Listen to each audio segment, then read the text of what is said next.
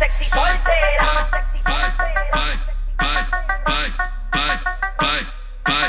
abusada abusada.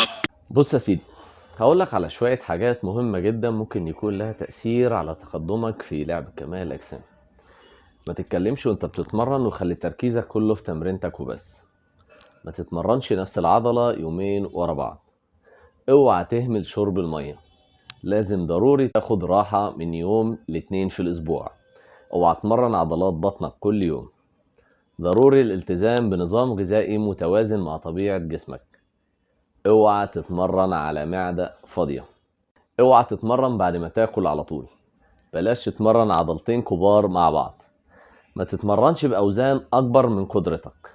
ضروري تعمل ورم اب قبل التمرين. حاول بقدر الإمكان وانت بتتمرن تلبس حزام ظهر عشان تتجنب إصابات الفقرات. أخيرا وأهم حاجة، اوعى تتمرن بدون هدف. بس يا سيدي،